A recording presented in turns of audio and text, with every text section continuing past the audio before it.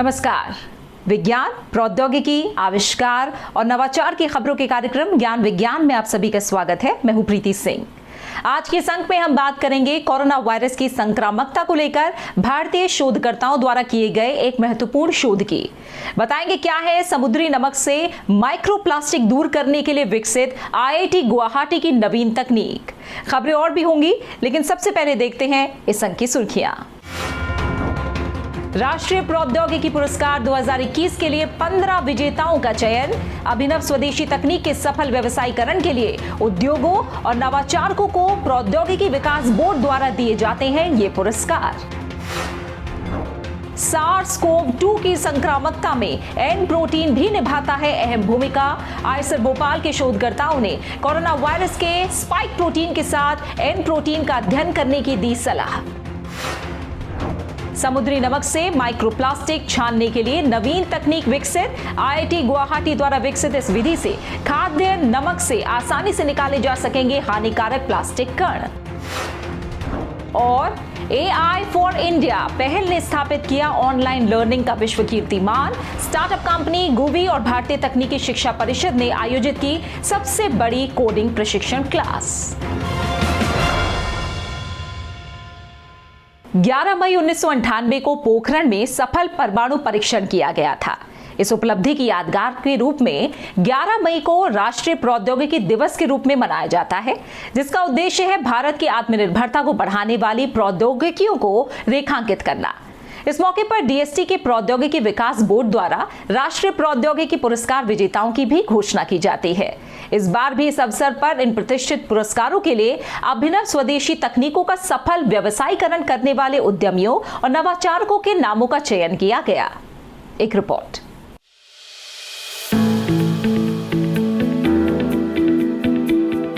देश में किफायती स्वदेशी तकनीक के लिए उद्यमिता की भावना में आ रही वृद्धि को रेखांकित करने के उद्देश्य से हर साल 11 मई को राष्ट्रीय प्रौद्योगिकी दिवस मनाया जाता है। इस मौके पर प्रतिष्ठित राष्ट्रीय प्रौद्योगिकी पुरस्कारों के लिए बीते साल में भारत की आत्मनिर्भरता को बढ़ाने वाली प्रौद्योगिकियों का सफल व्यवसायीकरण करने वाले नवाचारकों, प्रौद्योगिकी प्रदाताओं और उद्योगों के नामों की घोषणा भी की जाती है।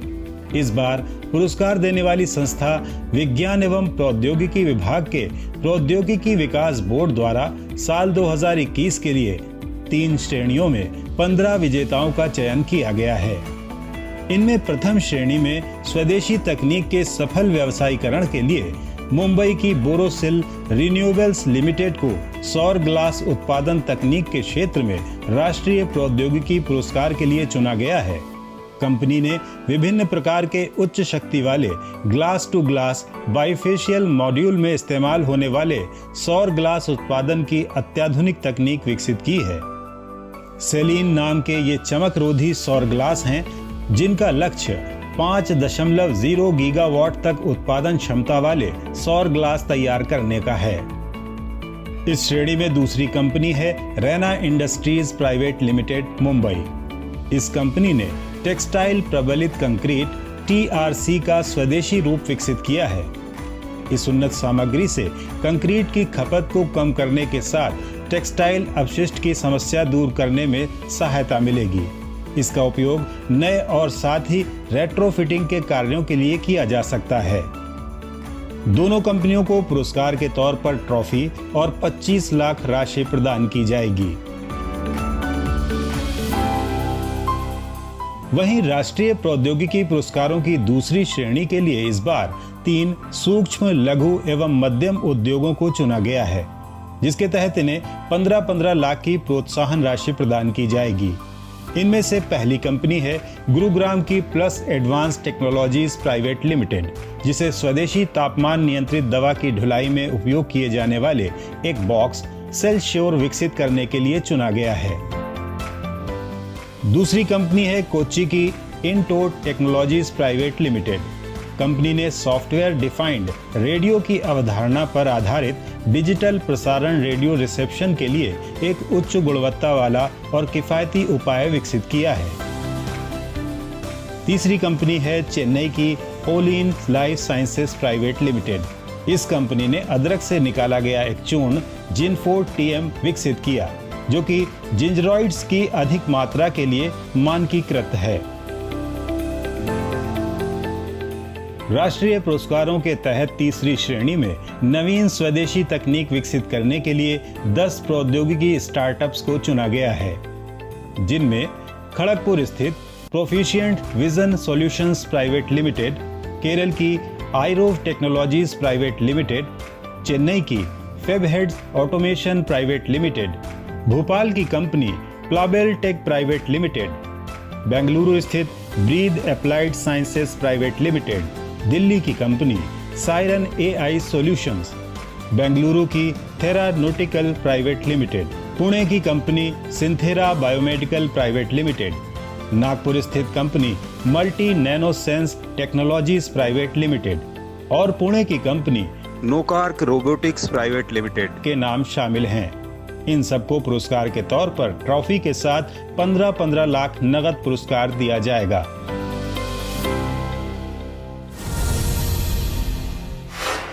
एक ताजा अध्ययन के मुताबिक कोरोना वायरस की संक्रामकता को बढ़ाने में वायरस का एन प्रोटीन भी महत्वपूर्ण भूमिका निभाता है। भारतीय विज्ञान शिक्षा एवं अनुसंधान संस्थान भोपाल के शोधकर्ताओं द्वारा किए गए शोध से पता चला है कि कोविड-19 वायरल संक्रमण को पूरी तरह समझने के लिए स्पाइक प्रोटीन के अलावा एन प्रोटीन जैसे अन्य वायरल प्रोटीन का अध्ययन भी जरूरी है। भारतीय शोधकर्ताओं का यह शोध कोरोना संक्रमण के खिलाफ ज्यादा बेहतर चिकित्सीय दवाएं और एंटीबॉडीज विकसित करने की दिशा में मदद कर सकता है। एक रिपोर्ट। कोरोना महामारी के उतार चढ़ाव के बीच वैज्ञानिक लगातार इस वायरस के बदलते रूपों और उनकी संक्रामकता पर अध्ययन कर रहे हैं। भारतीय विज्ञान शिक्षा एवं अनुसंधान संस्थान आईसर भोपाल के शोधकर्ताओं ने इस दिशा में एक नया निष्कर्ष निकाला है। संस्थान के जैविक विज्ञान विभाग के वैज्ञानिकों की एक टीम द्वारा किए गए इस अध्ययन में देखा गया कि कोरोना वायरस की संक्रामकता में न्यूक्लियोकैप्सिड यानी एन प्रोटीन भी महत्वपूर्ण भूमिका निभा सकता है। इन जैसे अन्य वायरल प्रोटीन की मौजूदगी में वास्तविक संक्रामक स्तर काफी भिन्न हो सकता है। इसलिए चिकित्सीय दवाओं, एंटीबॉडीज और एंट्री इनहिबिटर्स विकसित करने के लिए सिर्फ वायरस के स्पाइक प्रोटीन का अध्ययन काफी नहीं है। हमने एक स्क्रीन सेट किया जिस पर सार्स-कोव-2 के 24 अलग अलग जीन्स का उपयोग कर हमने स्यूडो वायरस या वायरस जैसे कणों का उत्पादन किया जो स्पाइक प्रोटीन होते हैं, और फिर हमने व्यक्तिगत रूप से इन 24 कारकों में से प्रत्येक को जोड़ा और देखा कि कौन सा जीन अधिक संक्रामकता प्राप्त करने में हमारी मदद कर सकता है। इनमें एन बहुत मजबूत उम्मीदवार पाया गया। सार्स-कोव-2 एक आरएनए जीनोम वायरस है जो गोलाकार संरचना से घिरा होता है। इस संरचना में विभिन्न प्रकार के प्रोटीन शामिल हैं, जिनमें से एक है स्पाइक प्रोटीन, जो वायरस को विशेष कांटेदार या मुकुट जैसा रूप प्रदान करता है। चूंकि वायरस अत्यधिक संक्रामक है, इसलिए आमतौर पर अध्ययन के लिए जीवित वायरस का उपयोग न करते हुए इसके स्पाइक से बने एक समान प्रोटीन कैप्सूल का उपयोग किया जाता है, जो एक अन्य वायरल कोर से भरा होता है। इस प्रक्रिया को सीडोटाइपिंग कहते हैं। आईसर भोपाल के शोधकर्ताओं ने यह देखा कि क्या कोरोना वायरस के अन्य प्रोटीन भी सीडोटाइप्ड वायरल संक्रामकता को प्रभावित करते हैं। टीम ने कोविड-19 स्पाइक प्रोटीन के साथ लेंटीवायरस नामक एक वायरस वेक्टर को जोड़कर स्पाइक लेंटीवायरस का निर्माण किया और सार्स-कोव-2 के विभिन्न प्रोटीन्स की संक्रामकता का अध्ययन किया। इस दौरान न्यूक्लियोकैप्सिड प्रोटीन से निर्मित सीडो वायरस को तुलनात्मक रूप से ज्यादा संक्रामक पाया गया।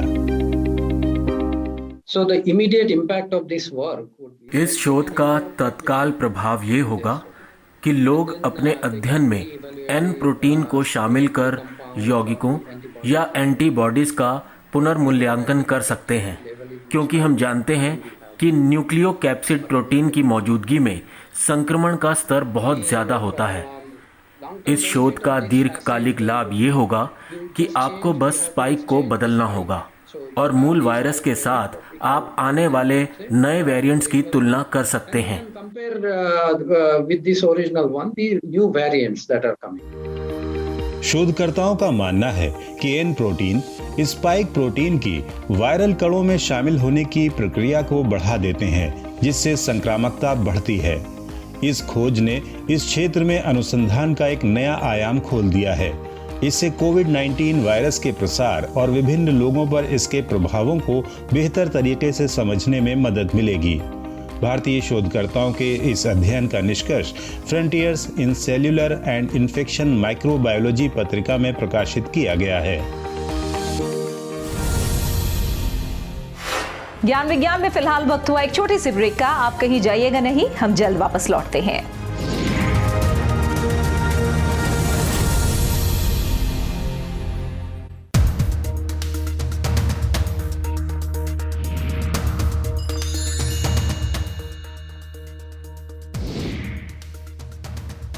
अनुच्छेद 85 में संसद के सत्र यानी प्रोरोगेशन और डिसोल्यूशन की बात कही गई है।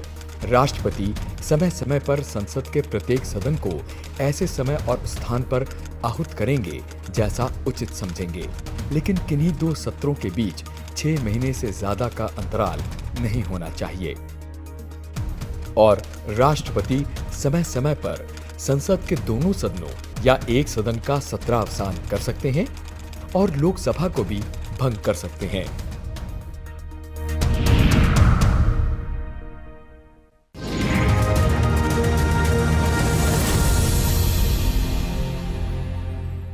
ब्रेक के बाद आपका स्वागत है। आप देख रहे हैं ज्ञान विज्ञान।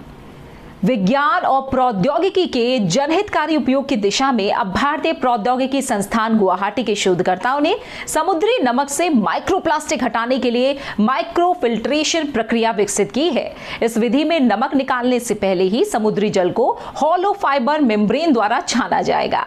IIT गुवाहाटी के शोध से अब नमक उत्पादों में मौजूद स्वास्थ्य के लिए हानिकारक तत्वों को दूर करने में मदद मिलेगी। ज्ञान विज्ञान की एक रिपोर्ट। प्लास्टिक प्रदूषण से महासागर भी अछूते नहीं हैं। कई अंतर्राष्ट्रीय शोध में महासागरों के जल और समुद्री जानवरों में प्लास्टिक के सूक्ष्म कण पाए गए हैं। यही कण समुद्री नमक को भी प्रदूषित कर रहे हैं। अध्ययन के मुताबिक दुनिया भर में इस्तेमाल होने वाले नमक के 90% नमूनों में सूक्ष्म प्लास्टिक पाया जाता है। IIT मुंबई द्वारा किए जा चुके एक शोध में भारतीय समुद्री नमक के भी कई ब्रांडों में पॉलिस्टर, पॉलीथिलीन, टेरेफ्थेलेट, पॉलियामाइड, पॉलीथिलीन और पॉलिस्टाइरीन के सूक्ष्म कण पाए गए हैं। ये कण मानव शरीर में जाकर हार्मोन को प्रभावित कर तंत्रिका तंत्र की बीमारियों के अलावा बांझपन और कैंसर जैसी बीमारियां पैदा कर सकते हैं। अब भारतीय प्रौद्योगिकी संस्थान गुवाहाटी के शोधकर्ताओं ने खोखले फाइबर मेम्ब्रेन का प्रयोग कर एक माइक्रोफिल्ट्रेशन प्रणाली विकसित की है।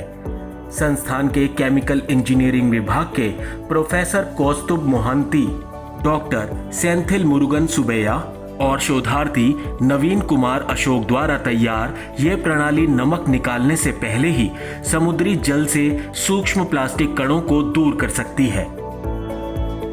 Our present study focuses on the identification of microplastics. हमारा अध्ययन भारतीय समुद्री नमक के 10 ब्रांड और सेंधा नमक के 2 ब्रांड्स में सूक्ष्म प्लास्टिक की पहचान पर केंद्रित है। हमें रिफाइंड समुद्री नमक में प्रति किलोग्राम 400 से 900 और गैर रिफाइंड नमक में प्रति किलोग्राम 1900 से 2300 सूक्ष्म प्लास्टिक के कण मिले। 2300 भारत समुद्री नमक का तीसरा सबसे बड़ा उत्पादक है और नमक में ये प्लास्टिक कण समुद्री पानी में प्लास्टिक प्रदूषण के चलते आते हैं। in the salt is mainly due to the plastic particle contamination in the marine water. Hollow fibre membrane का पहले से कई तरह के जल शोधन में इस्तेमाल किया जाता रहा है। शोधकर्ताओं ने इसी हॉलो फाइबर मेम्ब्रेन के सैकड़ों ट्यूब जोड़कर माइक्रोफिल्ट्रेशन प्रणाली विकसित की है, जिससे 99.3% तक सूक्ष्म प्लास्टिक को अलग किया जा सकता है।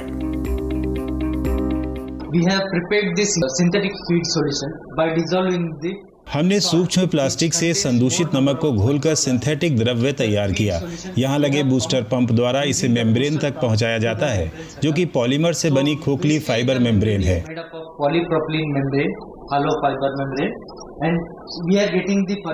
और यहाँ हमें शोधित घोल प्राप्त होता है, जो कि माइक्रोप्लास्टिक मुक्त घोल है। 60 लीटर शोधित घोल निकालने के बाद हर बार हम मेम्ब्रेन को साफ करने के लिए 2 मिनट तक इसे उल्टा चलाते हैं। इससे शोधन भी बढ़ जाता है। Unwanted material deposited over the membrane, and also it will increases the permeate flow. Here you can see ये मेम्ब्रेन आप देख सकते हैं। ये फीड टैंक घोल फिल्टर है और ये शोधित घोल है। And this is the permeate solution. IIT Guwahati के शोधकर्ताओं ने पहली बार समुद्री जल शोधन के लिए हॉलो फाइबर मेम्ब्रेन का प्रयोग किया है। शोधकर्ताओं के मुताबिक हॉलो फाइबर मेम्ब्रेन फिल्टर द्वारा घर में भी उपयोग से पहले नमक से हानिकारक तत्व दूर किए जा सकते हैं। These fibers can be removed. इन कणों को हम इस्तेमाल के समय रसोई में भी अलग कर सकते हैं। इसके लिए हम नमक को कम पानी में घोल सकते हैं, जो खारा पानी बन जाएगा, और 0.01 mg छिद्र वाली सिरेमिक मेम्ब्रेन के माध्यम से इसे छानकर सूक्ष्म प्लास्टिक को हटा सकते हैं, और वो गाढ़ा नमक का घोल खाना पकाने के लिए इस्तेमाल किया जा सकता है। The concentrated salt water can be used for cooking purpose. हाल ही में शोध पत्रिका इन्वायरमेंटल टेक्नोलॉजी एंड इनोवेशन में प्रकाशित ये अध्ययन समुद्री जल के पूर्व उपचार की आसान तकनीक उपलब्ध करा सकता है। ये प्रणाली बिना बिजली के कम पानी के दबाव में भी काम करने में सक्षम है, जिससे लागत प्रभावी जल शोधन कर स्वास्थ्य अनुकूल नमक का उत्पादन किया जा सकता है। IIT मद्रास की स्टार्टअप कंपनी गुवी और अखिल भारतीय तकनीकी शिक्षा परिषद ने कोरोना काल में लॉकडाउन परिस्थितियों का सदुपयोग करते हुए एक नया विश्व कीर्तिमान स्थापित किया है। आर्टिफिशियल इंटेलिजेंस को बढ़ावा देने के लिए दोनों संस्थाओं ने हेल्थ केयर स्टार्टअप buddy.ai के सहयोग से AI फॉर इंडिया पहल का आयोजन किया। 24 घंटे की इस ऑनलाइन कोडिंग लर्निंग क्लास में 1.12 लाख प्रतिभागियों ने हिस्सा लेकर एक नया गिनीज रिकॉर्ड कायम किया है। ज्ञान विज्ञान की एक रिपोर्ट। कृत्रिम बुद्धिमत्ता यानी आर्टिफिशियल इंटेलिजेंस आज हर क्षेत्र, हर तकनीकी उत्पाद की जरूरत बनती जा रही है। इसी बढ़ती उपयोगिता के चलते भारत में भी इस दिशा में प्रशिक्षित मानव संसाधन और नवाचार को बढ़ावा देने के प्रयास किए जा रहे हैं। आर्टिफिशियल इंटेलिजेंस तकनीक में कौशल विकास के लिए IIT मद्रास की स्टार्टअप गुवी ने IIT Madras research park, Akhil Bharatiya तकनीकी शिक्षा परिषद AICTE और BUDDI.ai के साथ मिलकर 24-25 अप्रैल को AI फॉर इंडिया पहल का आयोजन किया। 24 घंटे चली इस ऑनलाइन कोडिंग लर्निंग क्लास में देश भर से 1.12 लाख स्कूली छात्रों, IT पेशेवरों और रुचि रखने वालों ने हिस्सा लिया और गिनीज वर्ल्ड रिकॉर्ड कायम कर दिया। ये संख्या इस तरह के पिछले रिकॉर्ड के मुकाबले 50 गुना ज्यादा थी। World record has come, fine, but more importantly, ये एक अच्छी बात है कि इस महामारी के दौरान हम युवा विद्यार्थियों को एक साथ जोड़ सकें। कोविड की दूसरी लहर में जब लोगों में डर का माहौल है, मुझे लगता है कि सभी अपने आप को इससे उबारने की कोशिश कर रहे हैं। ऐसे वक्त में अगर विद्यार्थियों को AI के बारे में जानकारी दी जा रही है तो इससे बेहतर कुछ नहीं हो सकता। and the facial recognition of creating tools and software, nothing can be better than this. Program coding learning class के अलावा इस दौरान फेस रिकॉग्निशन एप्लीकेशन बनाने के प्रशिक्षण का भी एक सत्र आयोजित किया गया, जिसमें 1.43 लाख प्रतिभागी ऑनलाइन शामिल हुए। इस पूरे आयोजन पर नजर रखने के लिए भारत में गिनीज बुक के प्रतिनिधि भी शामिल रहे और तमाम आयोजकों की उपस्थिति में 30 अप्रैल को ऑनलाइन कार्यक्रम द्वारा ही प्रमाण पत्र प्रस्तुत किए गए। सभी ने इस पहल की सराहना की। buddy.ai ये सिर्फ 8 साल पुरानी कंपनी है। हमें गर्व है कि हमारे 98% कर्मचारी भारत में हैं। शायद ये भारत से चलाया जा रहा स्वास्थ्य सेवा के क्षेत्र में दुनिया के श्रेष्ठ AI मंचों में से एक है, जहां गुवी कौशल विकास के लिए वास्तव में कड़ी मेहनत कर रहा है। बहुत से भारतीय इंजीनियर्स AI के क्षेत्र में अपना स्थान बना रहे हैं। ये एक बेहतरीन गठबंधन है क्योंकि आने वाला वक्त AI का है। We saw this is a perfect alignment because we truly believe that AI is the future. Artificial intelligence शिक्षा के क्षेत्र में सस्ते और बेहतर संसाधन विकसित करने के लिए स्टार्टअप कंपनी गुवी ने विद्यार्थियों के लिए online coding and programming learning कार्यक्रम की शुरुआत की थी। खास बात यह कि यहाँ पर विशेषज्ञों के व्याख्यान, प्रशिक्षण कार्यक्रम हिंदी, अंग्रेजी सहित अन्य क्षेत्रीय भाषाओं में भी उपलब्ध कराए जा रहे हैं। ये ऑनलाइन AI पाठशाला कोरोना काल में भी काफी उपयोगी साबित हो रही है और गिनीज रिकॉर्ड जैसी उपलब्धियां गुवी की प्रतिबद्धता को दर्शाती हैं। भारत में बहुत से ऐसे परिवार हैं जिन्हें सिर्फ शिक्षा से पहचान मिली है। उदाहरण के तौर पर ये तस्वीर हमने गिनीज वर्ल्ड रिकॉर्ड के दौरान ली थी। आप सोच नहीं सकते कि ये किस तरह से अपने सीमित संसाधनों के साथ AI के बारे में सीखकर खुद को सशक्त बना रहे हैं। और यही वो उपलब्धि है जिसके लिए पिछले 7 सालों से हम मेहनत कर रहे थे। ये संभव हो पाया क्योंकि AICTE और गिनीज वर्ल्ड रिकॉर्ड के जरिए हम इतने बड़े समूह से जुड़ सके। गुवी इस क्षेत्र में पाइथन, फेस रिकॉग्निशन, जावा जैसे तमाम पाठ्यक्रम ऑनलाइन उपलब्ध करा रही है, जिससे दूरस्थ क्षेत्रों के छात्र और पेशेवर भी फायदा उठा सकते हैं।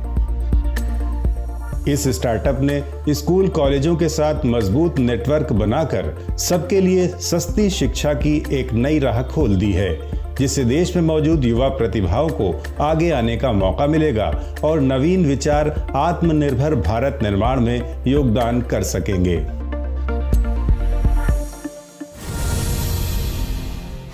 ज्ञान विज्ञान में वक्त हुआ एक और छोटे से ब्रेक का, लेकिन आप कहीं जाइएगा नहीं, हम जल्द वापस लौटते हैं।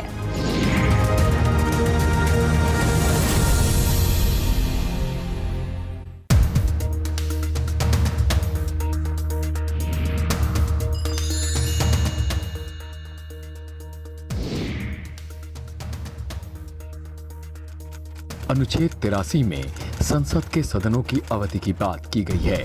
इसके तहत राज्यसभा भंग नहीं की जा सकती, लेकिन इसके लगभग 1/3 सदस्य हर दूसरे वर्ष के समाप्ति पर संसद द्वारा तय प्रावधानों के मुताबिक रिटायर होंगे। लोकसभा अगर पहले भंग ना हो तो अपनी पहली बैठक की तिथि से 5 बरस तक जारी रहेगी, बशर्ते अगर आपातकाल की उद्घोषणा हुई है तो संसद द्वारा एक बार में इसकी अवधि 1 वर्ष से अधिक नहीं बढ़ाई जा सकती है और आपातकाल की समाप्ति की उद्घोषणा के बाद इसे 6 महीने की अवधि के बाद विस्तार नहीं दिया जा सकता है।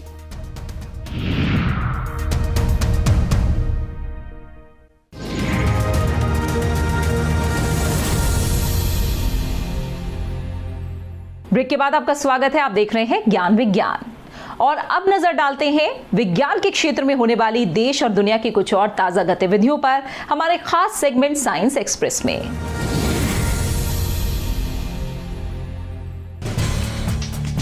हाल ही में भारत ने तीसरी आर्कटिक विज्ञान मंत्री स्तरीय बैठक में भाग लिया।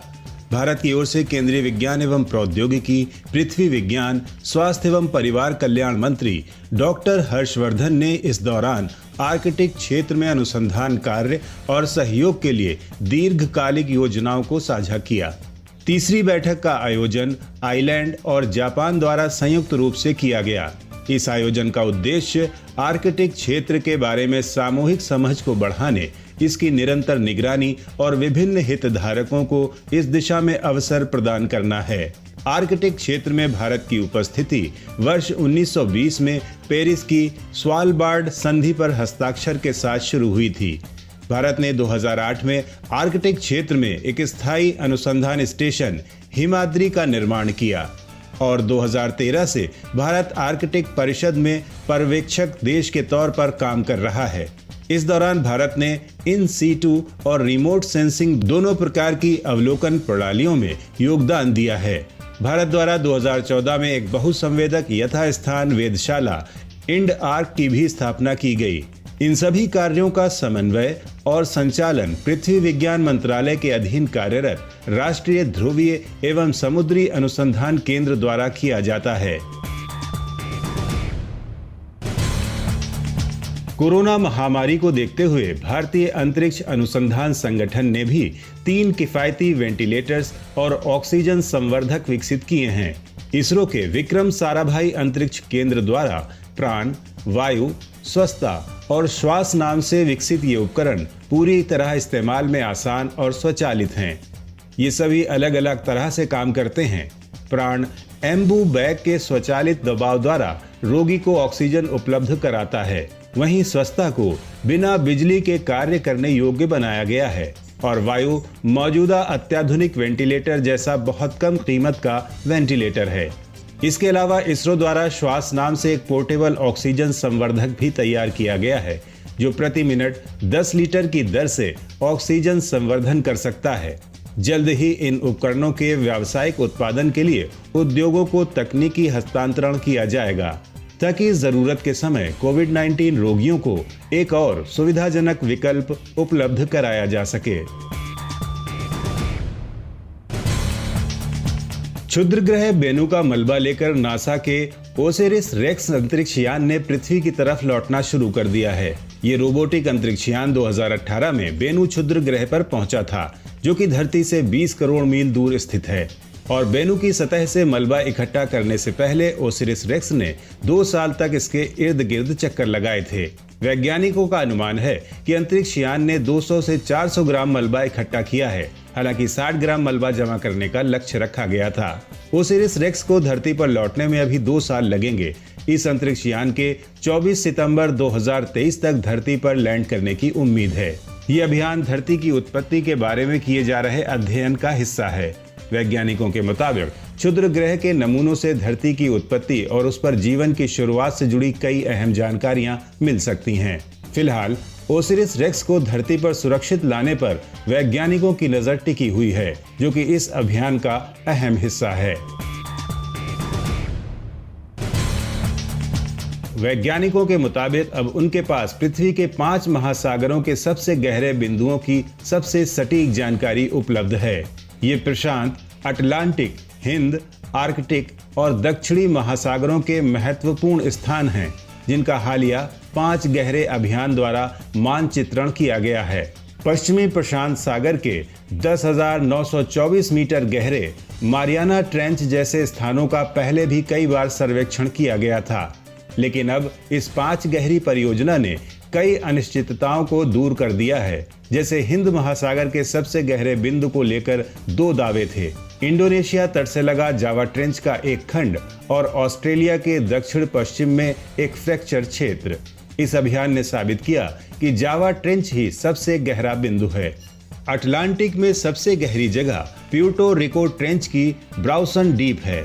इसी तरह दक्षिणी महासागर में भी फैक्टोरियन डीप नाम की नई जगह का पता चला है। ये गहराइयां महासागर की वो खाइयां हैं जहां पृथ्वी की टेक्टोनिक प्लेट्स मिलती हैं। 10 महीने तक चले इस विशेष अभियान के दौरान अत्याधुनिक तकनीक द्वारा इन गहराइयों का सटीक विवरण मापा गया है। इसी के साथ ज्ञान विज्ञान में आज इतना ही। ये कार्यक्रम आपको कैसा लगा? अपने फीडबैक और सुझाव देने के लिए आप हमें ईमेल कर सकते हैं। हमारा ईमेल है news@vigyanprasar.gov.in। आप अपनी राय हमें डाक द्वारा भी भेज सकते हैं। हमारा पता है विज्ञान प्रसार 5वां तल, पृथ्वी भवन, लोधी रोड, नई दिल्ली 110003। विज्ञान और प्रौद्योगिकी से जुड़ी ताजा जानकारियों के साथ अगले हफ्ते इसी वक्त इसी चैनल पर हम फिर हाजिर होंगे। तो बने रहिए हमारे साथ वैज्ञानिक सोच के साथ। नमस्कार।